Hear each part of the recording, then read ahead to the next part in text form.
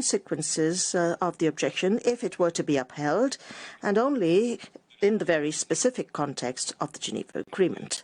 Furthermore, when the 2018 order was adopted, it was already perfectly clear that it was the validity of the award that was at the heart of the dispute.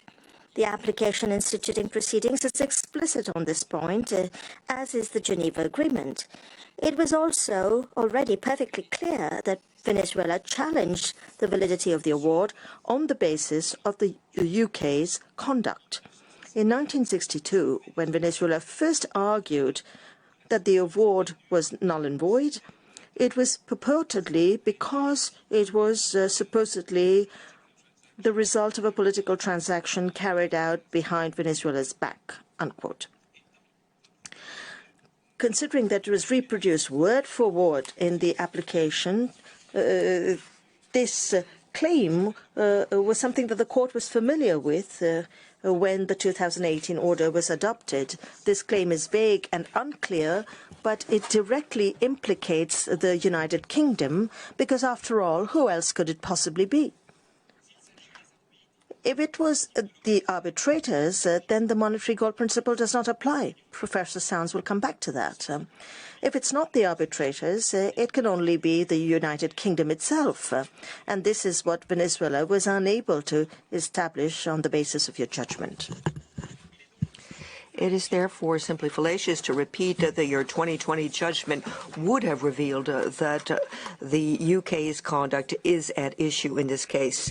The truth, and however it does concern the merits, the truth is probably that Venezuela itself does not very well why nor because of whom the award is to be found null. However, it is clear that Venezuela already knew in 1962 that it had complaints about the UK and the way in which the arbitration had been conducted, and that it deduced that there was reasons for nullity. It should have explained this in accordance with the order. Indeed, by asking the parties to set out their arguments on the question of your jurisdiction, you necessarily ask the parties to develop the reasons for which, whereas your jurisdiction is established under Article 4 of the Geneva Agreement, you would be precluded from exercising it. And I would like to note in this respect that Professor Zimmerman did not dispute the fact that the monetary gold principle precludes the court from exercising its jurisdiction. Madam President, members of the court, from now on, and for the first time during this incident proceeding, Venezuela is claiming that its preliminary objection also concerns the related question of the definitive settlement of the territorial dispute between the parties. According to Professor Zimmerman, this second question, because it is linked to the first question relating to the validity of the award, the alleged inadmissibility of the first question by virtue of the monetary gold principle should lead to the inadmissibility of the second question. Members of the court, this last-minute deft move by Venezuela reveals, in fact, that Venezuela should have explained in accordance with the 2018 order why the related question was not within your jurisdiction, nor should it call for you to exercise it, because if this question is outside the purview of your jurisdiction or it's exercised because it is linked to the validity of the award and would be infected by the application of the monetary gold principle, Venezuela should have also explained why the absence of the United Kingdom was a critical impediment to your exercising your jurisdiction regarding this related question. Madam President, the second reason that impedes an examination of the grounds on which the preliminary objection is based and precludes its being upheld is the December 18, 2020 judgment. I will not repeat what my colleague, Mrs. Beharry, set out so clearly on Friday. Professor Zimmerman said nothing of paragraph 121 of your December 2020 judgment. He said nothing to the effect that your judgment had decided the court has jurisdiction to entertain the application, terms which indicate with res judicata effect that the court has jurisdiction to examine the merits of the case and that it has decided to exercise that power. Finally, Professor Zimmerman did not explain at all how it would be possible to undo your 2020 judgment in its wording with a judgment that would uphold the preliminary objection, regardless of what such a decision might be called.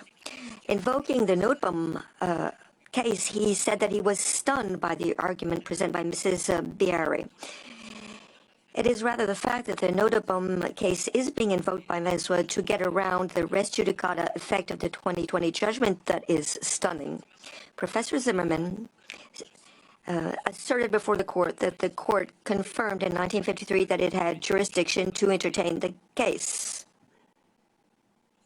However, the 1953 judgment had done no more than reject a preliminary objection on admissibility, which is a far cry from stating positively, as you did in 2020, that the court had jurisdiction to entertain such claims. Furthermore, while the 1955 judgment put an end to the proceedings by declaring inadmissible Liechtenstein's application, this was on account of Mr. Noteboom's nationality.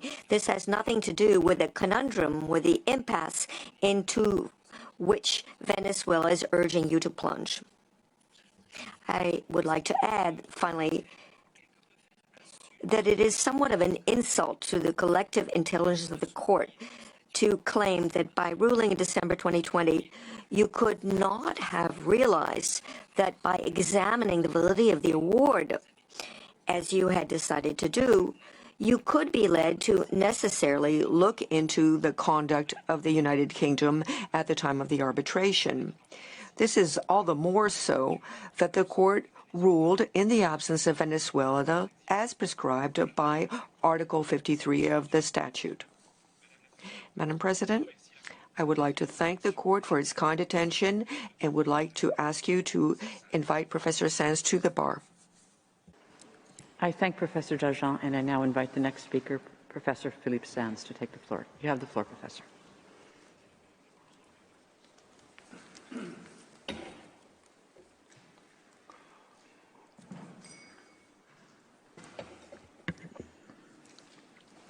Madam President, members of the Court, it falls to me to deal briefly with 4 substantive grounds for rejecting the preliminary objections in the absence of my dear friend Mr. Reichler for reasons that are known to you.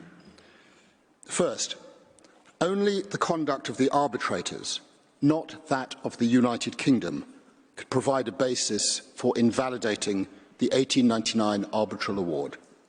Second, the monetary gold principle is not engaged in this case.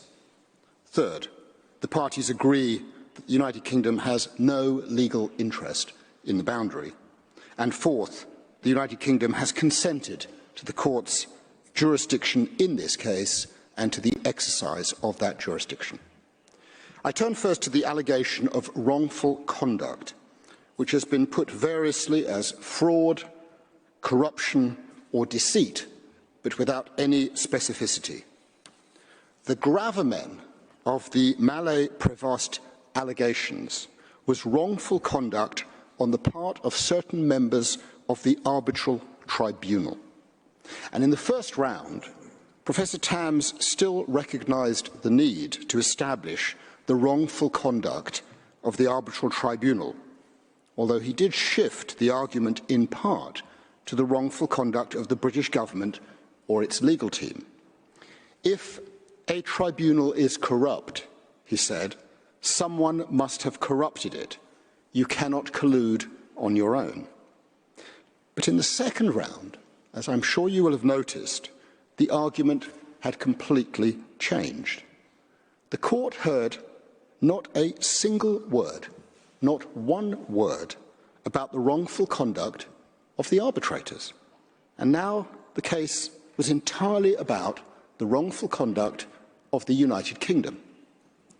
Professor Tams was succinct, and I quote, "The arbitral award is invalid because of the fraud committed by the United Kingdom in the arbitration, he told you yesterday. But the alleged wrongful conduct of the arbitrators has just vanished, despite the fact that the court has ruled that its jurisdiction is focused on the validity of the arbitral award. To succeed on the merits, it is not enough for Venezuela to prove wrongful conduct attributable to the United Kingdom. It will not be sufficient to argue that a British lawyer perhaps expressed a desire to communicate with an arbitrator or actually sought such communication. Venezuela's burden is to prove that one or more of the arbitrators engaged in inappropriate contact with counsel, and this is what influenced the award. It has offered no evidence to support such an argument. Nothing. And this is Venezuela's central problem on this point. The central question of a potential merits decision is clear, Professor Tams told you. Is the award invalid because of the conduct of the United Kingdom? End of quote. With respect, that is the wrong question. The right question is this one. Is the award invalid because of the conduct of any of the arbitrators? And on that question, Venezuela was completely silent. Its evidentiary cupboard is bare, empty. Venezuela offers no authority whatsoever for the proposition that the conduct of a party in arbitral proceedings can of itself taint an arbitral award. And we're not aware of any case of an arbitral award being set aside merely because of the conduct of a party or of its counsel. What is relevant is the conduct of the arbitrators. Now, we are all painfully aware of the unhappy recent arbitration between Croatia and Slovenia. Yes, there was incontrovertible evidence of wrongdoing by the agent of Slovenia and by the arbitrator appointed by Slovenia. Would the problem have been as grave if there had only been misconduct by the agent? Of course not. To be sure, misconduct by an agent or counsel is totally inappropriate, and it may incur professional or other consequences. But in the absence of evidence of misconduct by an arbitrator, it will not of itself taint the outcome. What truly mattered in that case was the misconduct of the arbitrator, which was clearly proven. By contrast, in the present case, Venezuela has offered no evidence of any misconduct or wrongdoing by any arbitrator. Its counsel said absolutely nothing about that in the second round. And that's because their counsel understand that you cannot make so grave an allegation without evidence, and there is no evidence.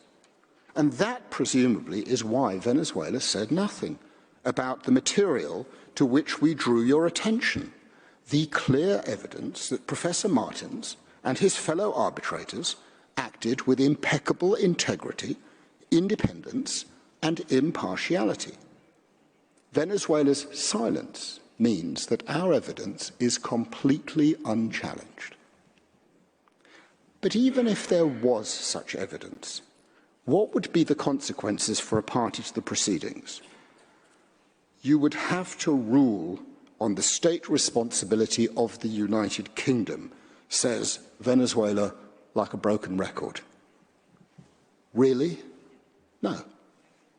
A finding of misconduct by arbitrators might, of course, be connected to evidence, factual evidence of wrongdoing attributable to the United Kingdom, but that would not require the court, in a judgment, to address the state responsibility of the United Kingdom.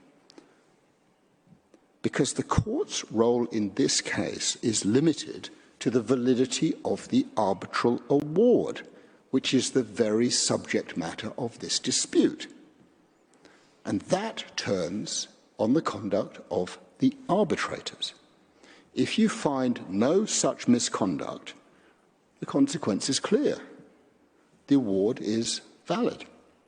A finding of misconduct by arbitrators may require factual findings in relation to acts attributable to the United Kingdom, but not any legal findings in relation to the responsibility of the United Kingdom.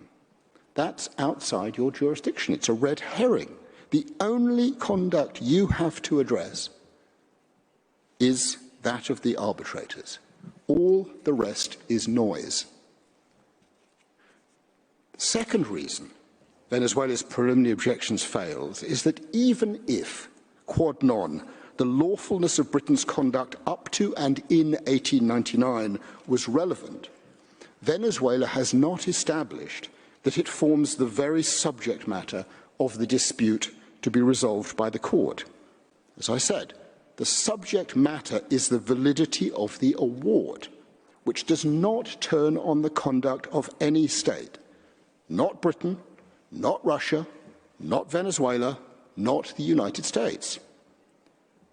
Professor Tams likens this case to monetary gold and East Timor, but there's no similarity between those cases and this one.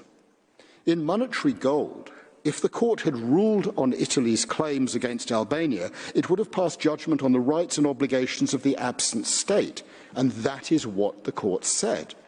Similarly, in East Timor, the court would have had to pass judgment on Indonesia's rights and obligations in respect of treaty-making power on behalf of East Timor.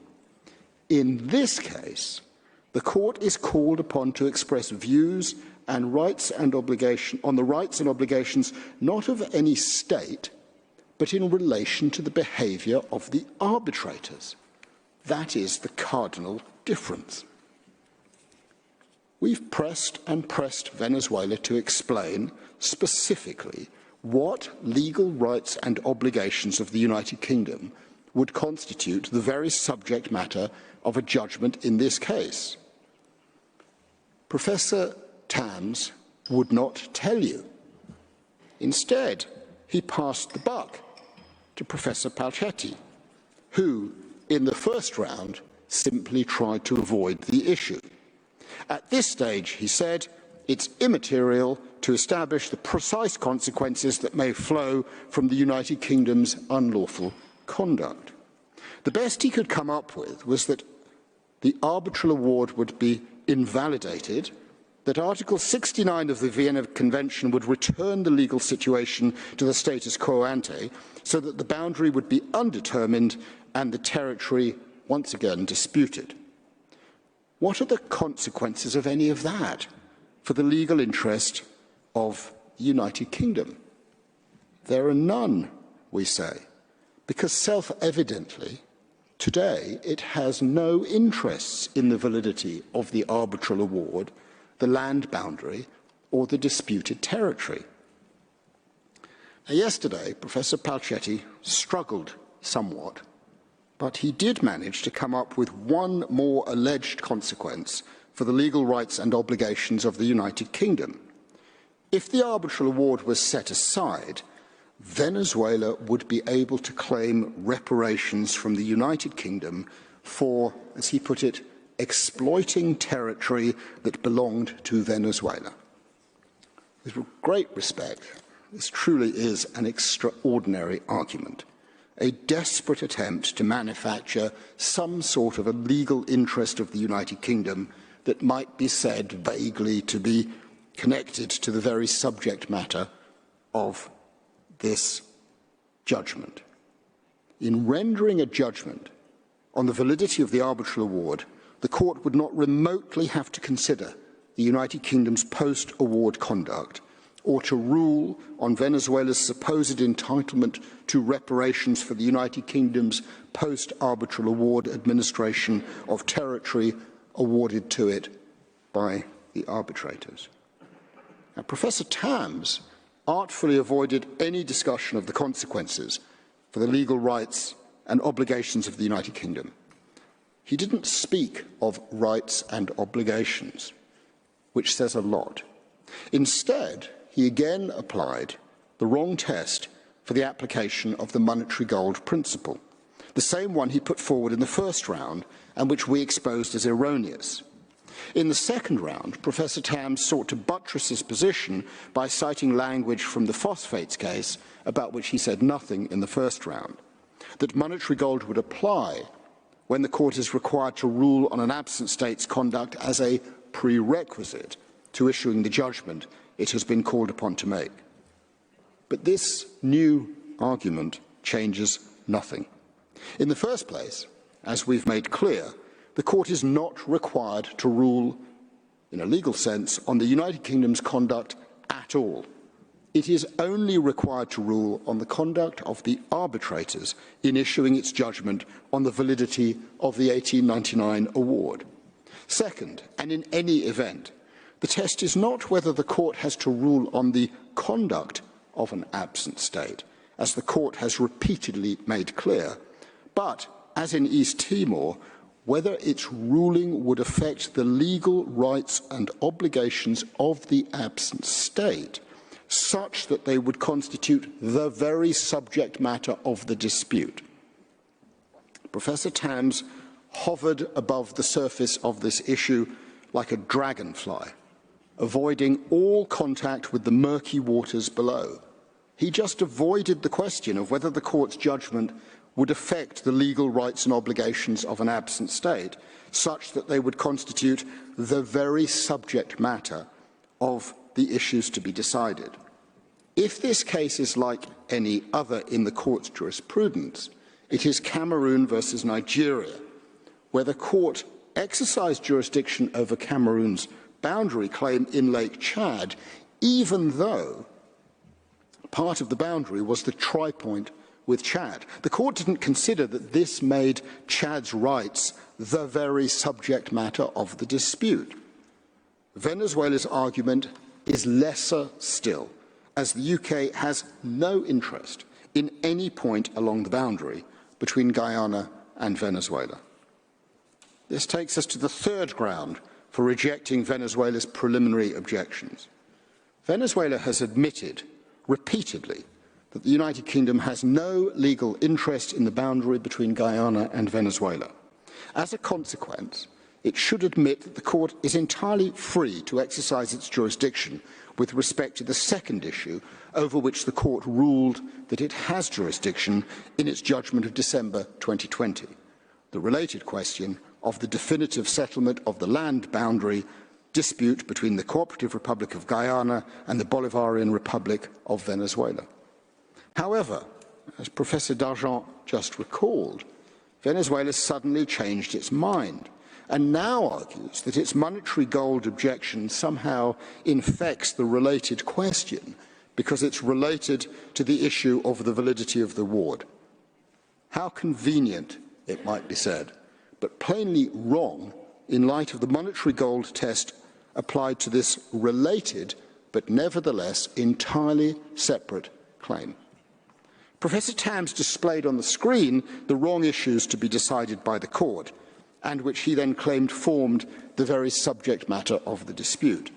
He took those issues from Guyana's memorial. But the memorial cannot determine these issues, following the court's judgment on jurisdiction, in which the court identified the issues to be decided as the validity of the 1899 award and the related question of the definitive settlement of the land boundary dispute between Guyana and Venezuela. Venezuela obviously has nothing to say about the second issue, except its infectious approach. And with its silence, it concedes that the court can exercise jurisdiction over this issue. Nor would there be any impediment to the court fixing the international boundary exactly where the arbitrators did, in light of Venezuela's formal agreement to it in 1905, and its scrupulous conformity to that boundary for more than 60 years, as its own official maps demonstrate. Moreover, in conceding that the court may exercise jurisdiction over the determination of the land boundary, Venezuela effectively concedes in our submission that it may exercise jurisdiction over the entire arbitral award, whose sole purpose and effect was to fix that boundary. Which brings me to a fourth basis for rejecting the preliminary objections. On Friday last, we explained that the 1966 Geneva Agreement embodies a clear expression of consent by the United Kingdom to the Court's exercise of jurisdiction over Guyana's claims, which explains why the issue of its participation as a party to these proceedings simply does not arise. We hoped to hear a meaningful, substantive response to that argument. Professor Palchetti did mention the argument briefly, en passant, but he did not engage with the substance of the issue or any of the evidence to which we referred you, and he glossed over or completely ignored all the critical points.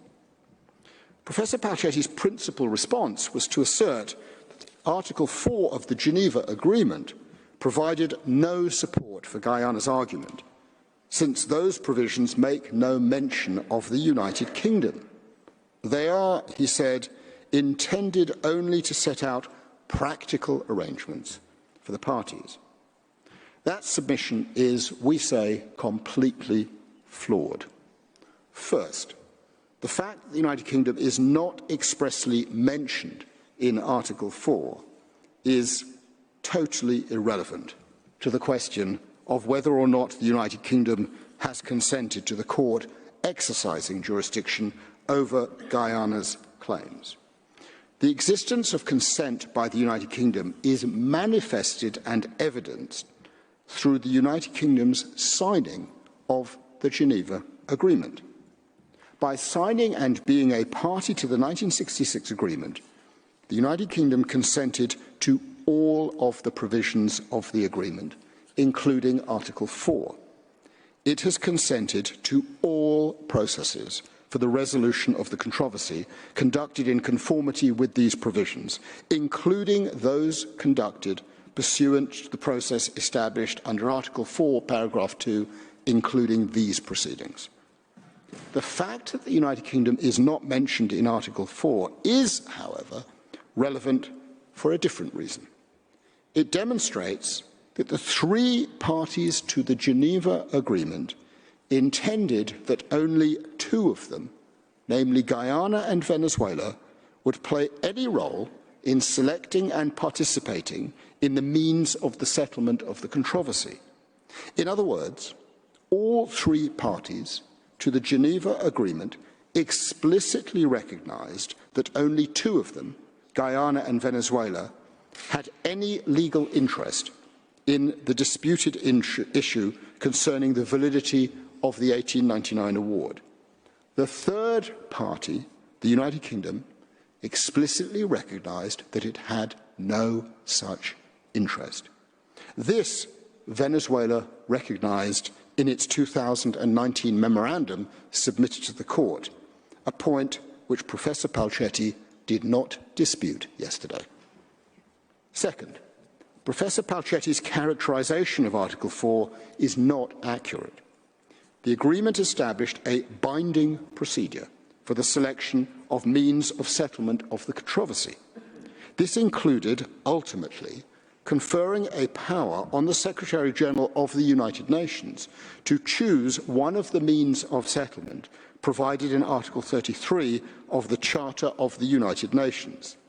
And if that means of settlement did not resolve the controversy, to choose another of the means stipulated in Article 33. As the Court observed in its judgment at the jurisdiction phase, the object and purpose of the Geneva Agreement is to ensure a definitive resolution of the controversy.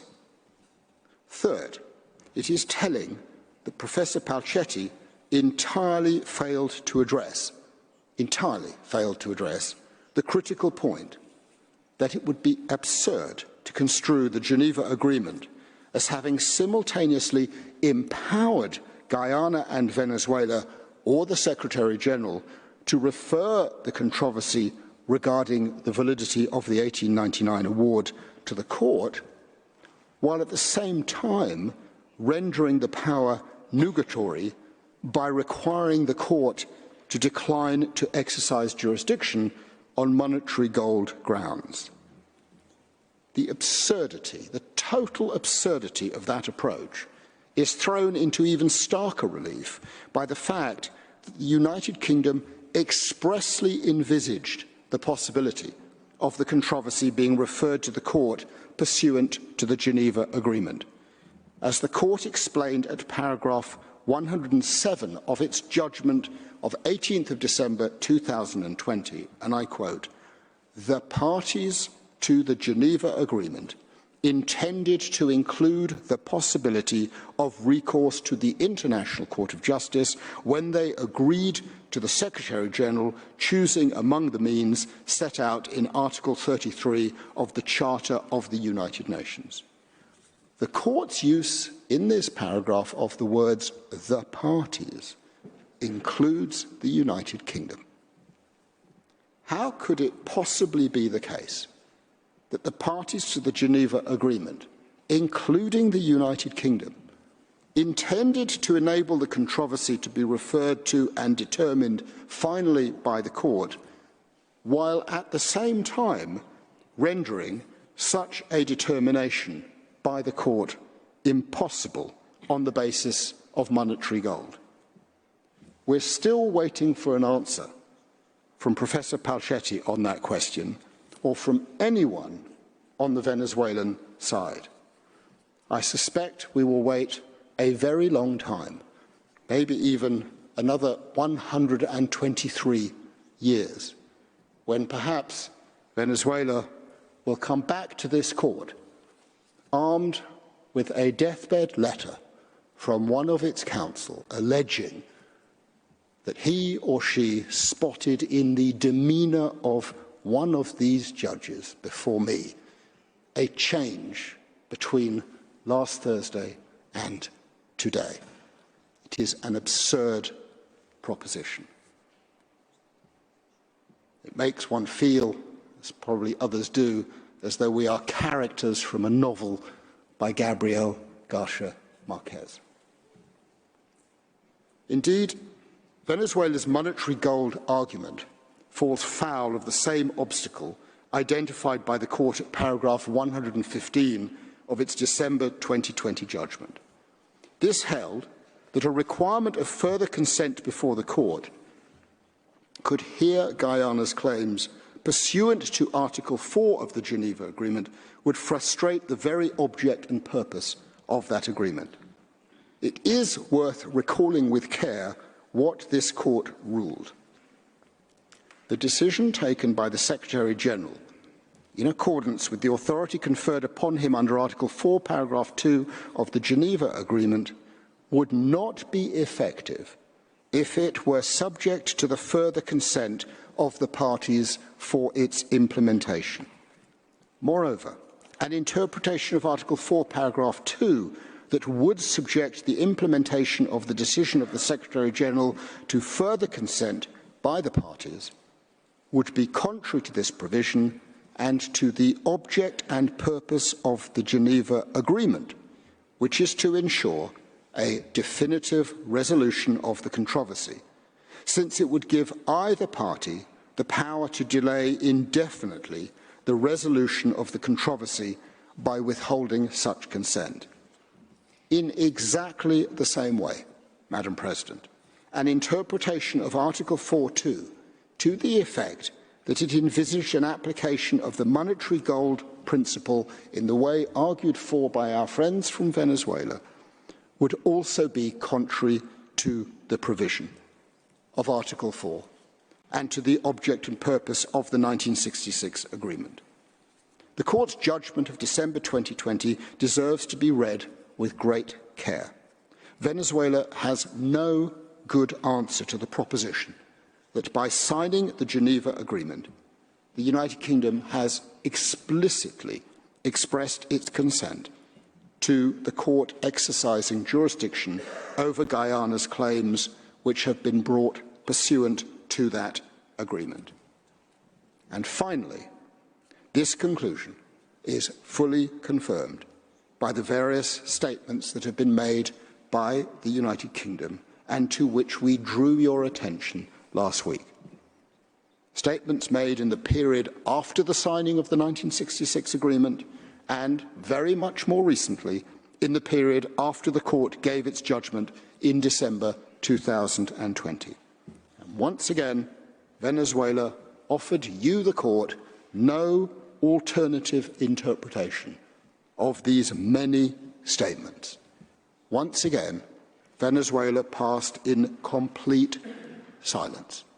It failed to deal with points that are so very difficult for its own case. Madam President, members of the court, that concludes my submissions on the 4 points. And to conclude for Guyana, I invite you to call the agent of Guyana to the podium. I thank Professor Stans for his statement, and I now give the floor to the agent of Guyana, the Honourable Carl B. Greenidge. You have the floor, sir.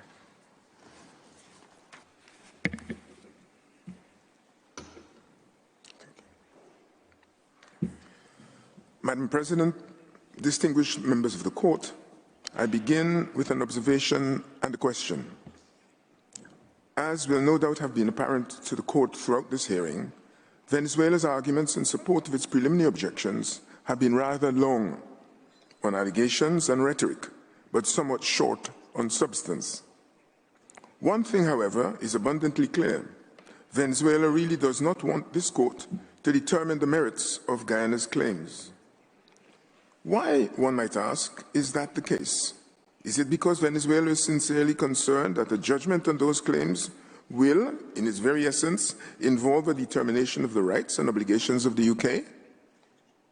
Or is it because Venezuela recognizes that the legal and factual merits of Guyana's claims are overwhelming, and that a hearing on the merits of those claims will yield only one possible outcome, namely a judgment adverse to Venezuela's territorial aspirations? The answer we submit is obvious. In my opening speech on behalf of Guyana, I noted the irony that Venezuela, a proud, long-standing and vocal opponent of colonialism, was seeking to invoke the rights and dignity of a former European colonial power to prevent this court from determining a claim brought by its former South American colony, Guyana. However, that is not the only ironic aspect of Venezuela's current stance. Yesterday, the agent for Venezuela emphatically proclaimed that Venezuela has established the truth about a historic wrong committed against it by the 1899 award. And he declared that, and I quote, "We come to the International Court of Justice to tell such a historical truth." In the same breath, he also stressed Venezuela's firm commitment to international law. However, despite these impassioned proclamations, Venezuela remains strangely reluctant for the merits of its version of the truth to be exposed to independent scrutiny and determination in accordance with international law by the principal judicial organ of the United Nations. As Guyana has shown, Venezuela's position is contradicted by the historical record, including its enthusiastic and decades-long embrace of that award and the boundary which it established. Venezuela's narrative, which began shortly before Guyana attained independence in 1966, ignores these fundamental contradictions and constantly evolves. Yesterday, it even claimed it had been dispossessed of territory by the arbitral award. Against this backdrop, one cannot escape the conclusion that it is a desire to continue perpetuating a falsehood rather than a desire to expose and vindicate the truth that underlies Venezuela's hostility to the court hearing Guyana's claims. Instead of proceeding to determine the merits of Guyana's claims, Venezuela urges the court to decline to exercise jurisdiction so that the dispute between the parties could instead be resolved through a process of negotiation. By making that argument, Venezuela once again invites the court to condemn the parties to perpetual deadlock and the indefinite continuation of a controversy which has blighted their relations for the entirety of Guyana's existence as a sovereign state, which has nothing less than existential significance for Guyana. This is not a situation where there is even the slightest glimmer of possibility that a long-standing dispute between the parties could be resolved through negotiation. There is a simple and fundamental reason for this. As this hearing has demonstrated, Guyana and Venezuela hold entirely intractably opposing positions regarding the validity of the 1899 award. Guyana maintains that the 1899 award and the boundary which it established are valid. Venezuela maintains the opposite. These positions have been entrenched since Guyana's emergence as a sovereign state some 56 years ago. All previous efforts to resolve the controversy through mediation or negotiation have failed. As the court knows, these efforts included a 4-year mixed commission and an intensive 27-year good offices process involving no fewer than 4 successive secretaries general, including a final year of enhanced mediation. After more than half a century of unsuccessful attempts to resolve the dispute through mediation and negotiation, processes in which Guyana engaged wholeheartedly, the Secretary General of the United Nations concluded that, and I quote, "significant progress has not been made toward arriving at a full agreement for the solution of the controversy," end of quote. It was for this reason that he chose the court as the means to be used for the solution of the controversy. As the Secretary General expressly recognized, and as Venezuela well knows, the only hope of a resolution of the controversy lies in a binding and final determination of Guyana's claims by this court. It is for this reason that Guyana brought those claims before the court in 2018. And it is for this reason that Guyana once again affirms its complete faith and confidence that the court will proceed to adjudicate those claims independently, impartially, and in accordance with international law.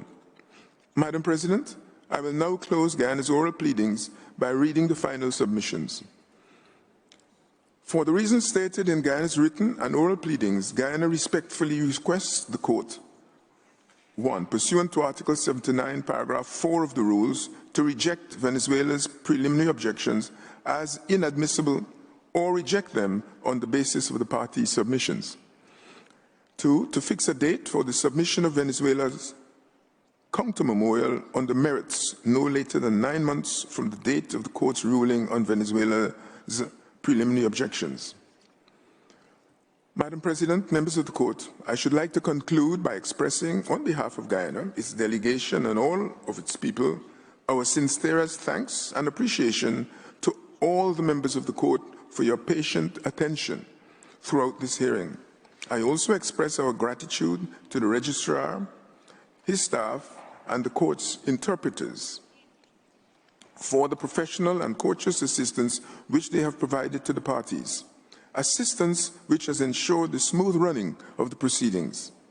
And finally, I would like to express our deepest respect, esteem, and friendship to the members of Venezuela's delegation, whose presence in the Great Hall of Justice throughout this hearing we warmly acknowledge and appreciate.